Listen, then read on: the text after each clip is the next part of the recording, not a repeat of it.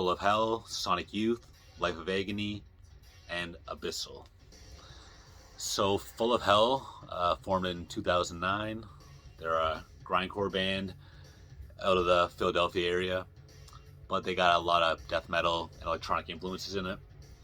The third album is the one I'm most acquainted with, Trumpeting Ecstasy. I really like this one, and following this, they signed a Relapse and put out 2 more albums. And I think they're definitely a hot band right now. And I've seen Full of Hell live twice now. Once was at opening for Nails, and the second time was actually kind of a cool story. At least for me, I had a wedding in Philadelphia, and the night before, I had the night to myself, and I went to see what was going on. And around that time, Full of Hell had a collaborative album with a band called The Body. It's called One Day You'll Ache Like I Ache. And so again, it's them working together for the entire piece of music. And they played it live together in Full of Hell's hometown of Philadelphia. And it was in like the basement of a church downtown. It was kind of cool, and just glad I made it. My only complaint is that they kept the lights on the whole time. I don't know. It's probably the venue's thing. But that was cool. And speaking of collaborative Full of Hell albums, there is this one. This is their album with Merzbow.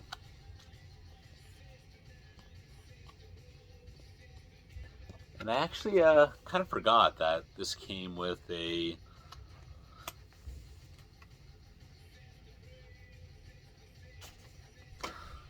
second CD called Sister Fawn.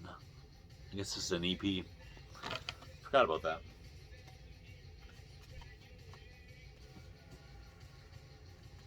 And I actually, when I got the t-shirt to go with that when it came out.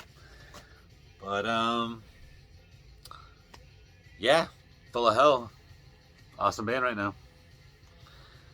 Sonic Youth, popular band, noisy rock band from New York City, formed in the early 80s. And one of my favorite albums by them, I'd say the classic album, Daydream Nation, Washing Machine, and when their final album, The Eternal, came out, I gave that quite a bit of play when it came out. But we're going to get to some CDs now. This is 1990's Goo. This is a popular album by them. I give it an 8 out of 10. I'm into it. I kind of think of it as being brother albums with this one, Dirty. This came out in 1992. I get another 8 out of 10. As I said, Sonic Youth have broken up maybe, I don't know, 10 years ago.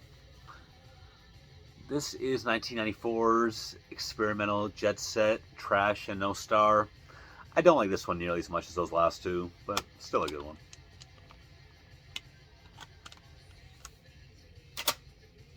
Okay, up next, Life of Agony. They are a hardcore band with metal influences from Brooklyn, and their first album is probably their most well known. It's called River Runs Red. Came out on Roadrunner in 1993, and I gotta say it's their best album. I always gotta think of the big songs here are River Runs Red, This Time, Through and Through. I kind of forgot how much they kind of had it in common with Typo Negative back then. I mean, Josh Silver, the keyboard player in Typo Negative, he produced this. Sal, the drummer here, used to drum in Typo Negative before Life of Agony. And they're both from Brooklyn, both on Roadrunner, same period of time. This is their second album, Ugly. Don't remember much about this one, really. I remember the music video for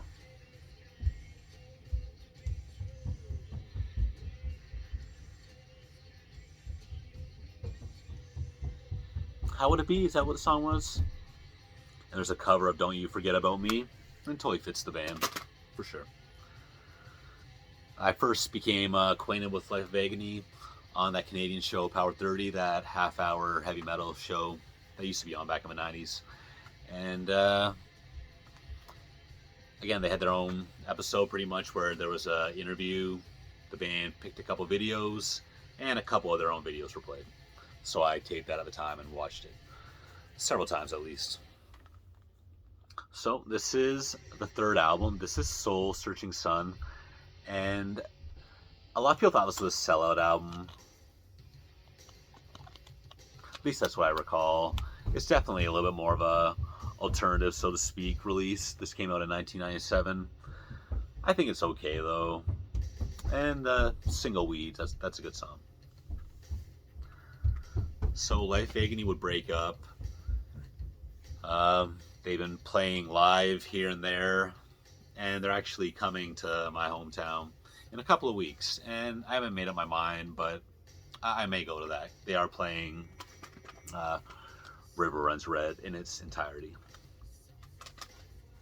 And Sick of It All is opening. I don't have a ton of Sick of It All knowledge, but they're a well-respected hardcore band. I like what I've heard, and I do this album, Scratch the Surface. Still remember that music video on Power 30, which I was just talking about. Okay, finally, we're going to take a turn here. Talk about some extreme metal. We're going to talk about Abyssal. They are a band from the United Kingdom. Black metal with death and doom thrown in there. Personally, I always kind of think of them as having something in common with Portal. It just gives me the same feeling, just kind of an overwhelming, suffocating feeling. This is their first album. How do you pronounce this? Anti-Catastasis. That's my go at it. Great album, but I think I like the one after it better. A Beacon in the Husk. I can't put my finger on why, but I just like it better. And that's it. Cool mix of bands. Thanks for watching. Bye.